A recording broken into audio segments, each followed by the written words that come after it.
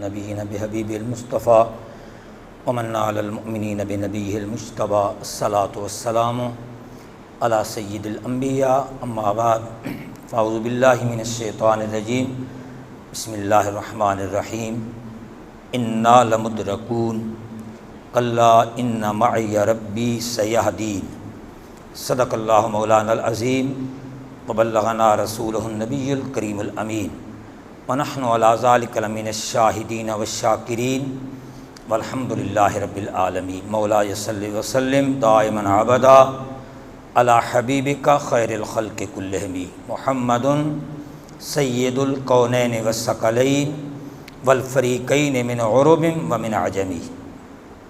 تمام حضرات نہایت ذوق اور عقیدت کے ساتھ اپنی حاضری پیش کرتے ہوئے بآواز بلند بارگاہ رسالت مآب میں درود و سلام کا نذرانہ پیش فرمائیں۔ الصلاۃ والسلام علیک یا سیدی یا رسول اللہ، الصلاۃ والسلام علیک یا سیدی یا حبیب اللہ۔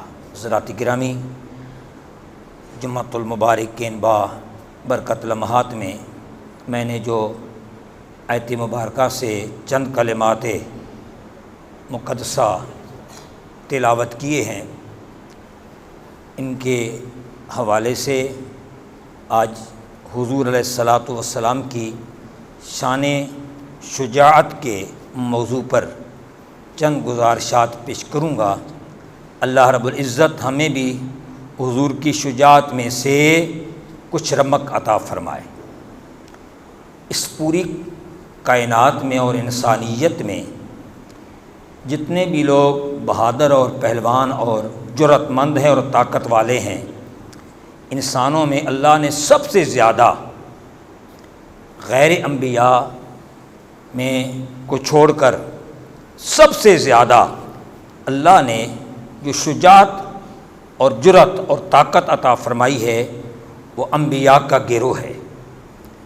یعنی انسانوں میں سب سے زیادہ اللہ نے جو طاقت اور شجاعت عطا فرمائی ہے وہ اللہ نے انبیاء و رسول کو شجاعت عطا فرمائی ہے۔ اور پھر انبیاء کے گروہ میں سب سے زیادہ جو اللہ نے یہ شجاعت والا وصف اللہ نے عطا کیا ہے وہ امام الانبیاء علیہ الصلاۃ والسلام کی ذات بابرکات ہے۔ جیسے جملہ اوصاف حمیدہ میں حضور کو اللہ نے شان امتیازی عطا کی ہے، اور وصف میں انبیاء میں بھی کوئی حضور کی برابری نہیں کر سکتا، شان شجاعت میں بھی اللہ نے مصطفیٰ کو شان کمال عطا کی ہے، امتیازی شان عطا کی ہے۔ جیسے باقی اوصاف میں میرے حضور بے مثل و بے مثال ہیں، شان شجاعت میں بھی حضور کی کائنات میں کوئی مثل اور کوئی جواب نہیں ہے۔ یہ صفت بھی اللہ نے مصطفیٰ کو لاجواب عطا فرمائی۔ حضرت موسیٰ علیہ السلام کی ایک صفت عرض کر کے پھر حضور کی شان شجاعت پر احادیث مبارکہ پیش کروں گا۔ حضرت موسیٰ علیہ السلام اپنی قوم میں سے کچھ لوگوں کو فرعون سے نجات دلوانے کے لیے اپنے علاقے سے ہجرت فرماتے ہیں۔ بات فرعون تک پہنچ گئی کہ حضرت کلیم اللہ اپنے لوگوں کو لے کر اپنے شہر سے نکل گئے ہیں اور وہ بہت دور جا چکے ہیں۔ جب بات اس تک پہنچی تو اس نے اپنی ایک بہت بڑی فوج حضرت موسیٰ کے پیچھے بھیج دی۔ اب یہ حضرت موسیٰ علیہ السلام کا یہ وفد جو لاکھوں کی تعداد میں تھا، اپنا علاقہ چھوڑ کر ہجرت کر کے اور علاقے میں جا رہے تھے اور سمندر کے قریب پہنچے۔ جب قوم نے پیچھے سے دیکھا تو فرعون کی فوج بھی پہنچ چکی ہے۔ اب اللہ کا کلیم اپنی قوم کی سربراہی فرما رہے ہیں اور قوم ان کی زیر سایہ سفر کی طرف رواں دواں ہے۔ آگے سمندر ہے، پیچھے فوج ہے، کوئی کشتیوں کا اہتمام، راستہ بھی کوئی پل وغیرہ بھی نہیں ہے۔ اللہ کا کلیم اپنے غلاموں کو، اپنے ماننے والوں کو، اپنے سچے امتیوں کو لے کر جا رہے ہیں۔ جب قوم نے دیکھا آگے سمندر ہے، پیچھے فوج ہے، تو قوم کیا عرض کرتی ہے؟ انا لمدرکون، پیارے کلیم اب کیا بنے گا؟ آگے راستہ نہیں ہے، پیچھے فوج ہے، بچنے کا سامان نہیں ہے، इन्ना लमुद्रकून, अब हम बच नहीं सकते, मारे जाएंगे, पकड़े जाएंगे, गिरफ्तार हो जाएंगे। और जब दरबार फिरौन के दरबार में पहुंचेंगे वो भी नहीं छोड़ेगा। इन्ना लमुद्रकून, कोई बचने की सूरत नहीं है। कौम परेशान हाल हो चुकी है, पर अल्लाह का पैगंबर हजरत कलीमुल्लाह के माथे पे बल नहीं आते, शिकन नहीं आते, घबराहट नहीं है, बेचैनी नहीं है, और बड़े इत्मीनान भरे अंदाज में एक जुमला फरमाते हैं, मेरी कौम परेशानी की जरूरत नहीं है, घबराहट दिलों से निकाल दो। कल्ला इन्ना मअय रब्बी सयहदीन, बेशक पीछे फौज है, आगे समंदर है, पर याद रखो हम अकेले नहीं है, मेरा रब हमारे साथ है। कल्ला, कोई परेशानी की जरूरत नहीं है। फरमाया कल्ला इन्ना मअय रब्बी, मेरा रब मेरे साथ है। इन्ना मअय रब्बी सयहदीन, यकीन रखो कि अल्लाह जरूर हमारी मदद फरमाएगा। पूरी कौम डर चुकी है, खौफज़दा है, पर अल्लाह ने अपने नबी को ये शुजाअत, ये ताकत अता की है। उसके मुश्किल वक्त में बेखौफ होकर फरमाते हैं यहां डर की जरूरत नहीं है, डरे वो जिसके साथ रब न हो। उसे डरने की क्या जरूरत है जिसको रब की मईयत नसीब हो चुकी है।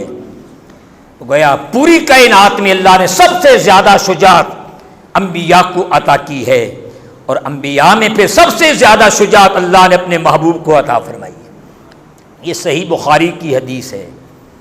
मेरे हुजूर फरमाते हैं नुसिरतु बिर्रुअबि मैसरत शहरिन, सरकार फरमाते अल्लाह ने मुझे गैबी मदद अता की है।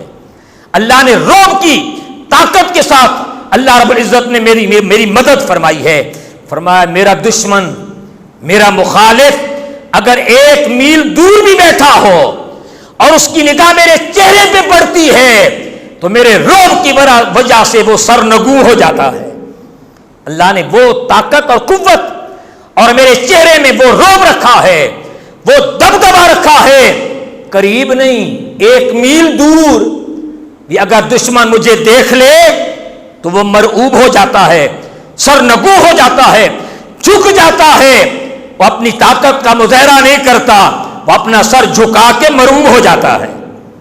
हजरत अनस रदियल्लाहु ताला अन्हु फरमाते हैं, हजरत अनस फरमाते हैं जब हम हुजूर के मामलात देखते ना, हुजूर के अफ़आल देखते, हुजूर के काम देखते, एक दूसरे से ना गुफ्तगू करते हुए कहते यार ये काम जो हम इतने बंदे मिलके करते हैं, जब इसी काम को हुजूर करते हैं ना तो हुजूर अकेले में कर लेते हैं। एक काम हम बहुत सारे लोग जमा हो के उसको बमुश्किल सरअंजाम पे पहुंचाते हैं, मुश्किल से उसको पूरा करते हैं। पर ये सरकार की शान है जो कई लोग काम न कर सके वो अकेले मुस्तफा काम कर लेते हैं।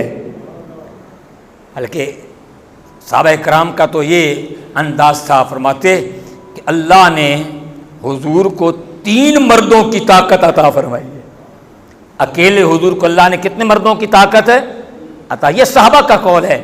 आइए सरकार क्या फरमाते हैं, फरमाते हैं तुम कहते हो कि मुझे अल्लाह ने 30 मर्दों की ताकत अता की है, पर ये याद रखना ये 30 मर्द वो नहीं है जो दुनिया में रहने वाले हो।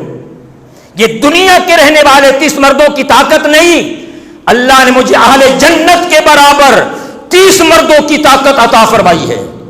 अहले जन्नत के 30 मर्दों की ताकत अता फरमाई है। और सरकार फरमाते हैं एक जनती मर्द की ताकत, एक जनती मर्द की ताकत दुनिया के 100 मर्दों के बराबर है।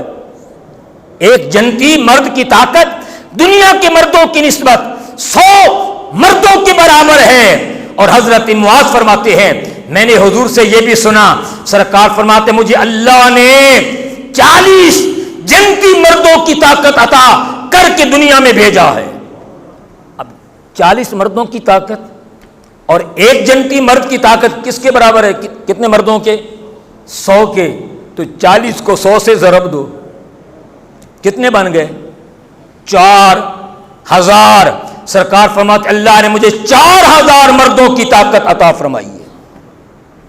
हजरत अनस रदियल्लाहु ताला अन्हु अक्सर ये 3 जुमले साहबा के मजमे में बयान फरमाते, और इससे पता ये भी चला کہ صحابہ صرف اپنے محافل میں، اپنی مجالس میں، اپنے خطبوں میں، اپنی محافل میں صرف درس توحید نہیں، صرف درس نماز نہیں، صرف درس حج و زکوٰۃ نہیں، جب صحابہ مجلس سے جاتے جہاں ذکر توحید ہوتا، نماز روزہ حج کے مسائل ہوتے، وہاں اپنی مجالس میں مصطفیٰ کے اوصاف حمیدہ کا تذکرہ بھی فرماتے۔ حضرت انس بن مالک فرماتے ہیں کان النبی صلی اللہ علیہ وسلم احسن الناس واجود الناس واشجع الناس۔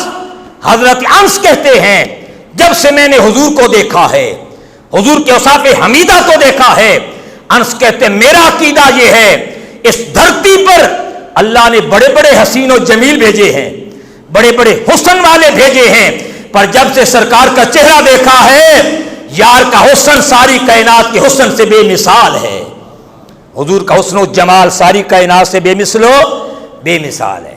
فرمایا صرف حسن، شان حسن خدا نے نہیں عطا کی، فرمایا اجود الناس، کیا فرمایا اجود الناس، اس کائنات میں بڑے بڑے سخی پیدا ہوئے ہیں، بڑے بڑے کریم نفس لوگ پیدا ہوئے ہیں، پر جو سخاوت اور جود و کرم خدا نے مصطفیٰ کو عطا کیا ہے، گویا حضور کی سخاوت بھی کائنات میں بے مثل و بے مثال ہے۔ تبھی تو حضرت جابر بن عبداللہ اکثر فرمایا کرتے کہ کبھی ایسا نہیں ہوا، یہ حضور کی شان جود و کرم ہے، کبھی ایسا نہیں ہوا کہ حضور کی بارگاہ میں کوئی سائل آیا ہو، کوئی منگتا آیا ہو اور اس نے حضور سے سوال کیا ہو، کچھ مانگا ہو اور بارگاہ رسالت مآب سے جواب ملا ہو لا۔ جابر بن عبداللہ کہتے میں نے زندگی میں کبھی یہ منظر نہیں دیکھا، جب بھی دیکھا جس نے جو بھی مانگا ہے مصطفیٰ نے دامن بھر کے عطا فرمایا ہے۔ اس لیے تو اعلیٰ حضرت امام اہل سنت اشاہ احمد رضا خان فاضل بریلوی علیہ رحمہ اسی کی منظر کشی کرتے ہوئے فرماتے ہیں لا ورب العرش، جس کو جو ملا ان سے ملا، لا ورب العرش، جس کو جو ملا ان سے ملا، بٹتی ہے کونین میں نعمت رسول اللہ کی، بٹتی ہے کونین میں نعمت رسول اللہ کی، ہم بھکاری وہ کریم ان کا خدا ان سے فزوں، ہم بھکاری وہ کریم ان کا خدا ان سے فزوں، اور نہ کہنا نہیں عادت رسول اللہ کی، اور نہ کہنا نہیں عادت رسول۔ حضرت انس کا عقیدہ کیا اجود الناس، حضور حسن میں بھی بے مثال ہے اور سرکار سخاوت میں بھی بے مثال ہے۔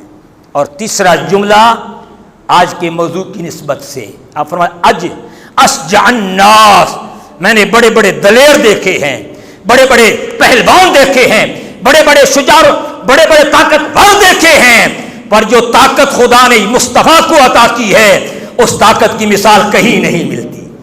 میرے حضور کی مجلس ہے، حضرت رکانہ جو ابھی کافر تھے حضور کی بارگاہ میں حاضر ہوئے، ملاقات ہوئی اور وہ اپنے علاقے کے رستم سے بھی زیادہ طاقتور پہلوان تھے، کشتیاں کرتے تھے اور انہیں زندگی میں کوئی بھی چھاڑ نہ سکا تھا، کبھی شکست نہیں ملی تھی، اپنے علاقے کا معروف و مشہور نام تھا پہلوانی میں۔ رکانہ کا حضور کے سامنے آیا، حضور کے دل میں خیال آیا، دیکھا نا رکانہ کو، رکانہ کے وجود کو، اس کی طاقت کو دیکھا نا، خیال آیا اتنا خوبصورت جسم ہو، اتنا طاقتور جسم ہو، جہنم میں جائے۔ سرکار فرماتے ہیں میں جہنم میں نہیں دیکھنا چاہتا، رکانہ کلمہ پڑھ لو۔ رکانہ پہلوان سے حضور نے فرمایا کلمہ پڑھ لو، وہ پہلوان تھا۔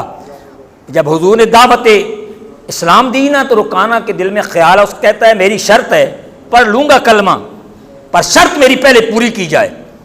آقا فرماتے ہیں کیا تمہاری شرط ہے؟ غور کرتا ہے میں پہلوان ہوں اور پہلوانی بھی صفت ہے، اور کسی صفت سے رب نے نبی کو محروم نہیں رکھا، تو میں بس اگر آپ میرے ساتھ کشتی فرمائیں، اگر آپ میرے ساتھ کشتی فرما لیں اور آپ مجھے شکست دے دیں تو یہی میری شرط ہے، میں آپ کا کلمہ پڑھ لوں گا۔ کیا خبر تھی اسے، مصطفیٰ جس شان میں آئیں مشاہدہ کروانا چاہیں تو سرکار مشاہدہ کروا دیتے ہیں۔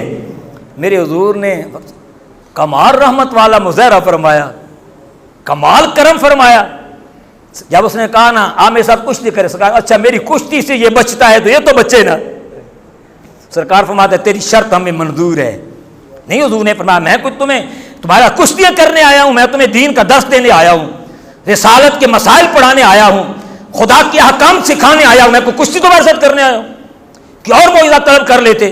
نہیں، حضور نے لا نہیں فرمائی، کیونکہ نہ کہنا نہیں عادت رسول اللہ کی. رکانا کے کہنے پر حضور نے فرمایا ٹھیک ہے میں تیار ہوں. اب کشتی کے لیے ہی نہ تیار ہو گئے، سرکار بھی، رکانا بھی سامنے ہے. میرے آقا اب جب کشتی ہوئی نا، لمبی کشتی کی ضرورت نہیں پڑی، ایک لمحے میں نا میرے حضور نے شان شجاعت کا مشاہدہ کرایا. حضور کی شجاعت کا اظہار ہوا. ایک لمحہ بھر میں کملی والے نے بڑے سے بڑے پہلوان کو چت کر دیا، گرا دیا، شکست دے دی. فرمایا شرط پوری ہو گئی ہے نا؟ وہ کہتا ہے ہو تو گئی ہے، پر آپ نے مجھے سنبھلنے ہی نہیں دیا، آپ نے مجھے تیاری کا موقع ہی نہیں دیا، آپ نے جلدی مجھ پہ حملہ کر دیا، لہٰذا ایک بار پھر کشتی کریں گے. سرکار فرماتے کوئی بات نہیں، آ تو صحیح نہ قید میں، آ تو صحیح اللہ کے دربار میں، کشتی کوئی بات نہیں ہے. دوسری مرتبہ پھر حضور نے اسے شکست عطا فرما دی، پھر حضور نے اسے گرا دیا. جب دوسری مرتبہ گرا نا، پھر دل میں خیال آ، کہتا ہے میں نے ابھی بھی تیاری مکمل نہیں کی تھی، ایک موقع اور مجھے کشتی کا دیا جائے. سرکار فرماتے ہیں بچ جا، جتنی بار کہے گا کشتی ہم کر لیں گے. اب تیسری مرتبہ جب حضور نے اسے لٹایا نا، گرایا، کشتی ہوئی نا، حضور نے پھر اسے ایسی گرا دیا.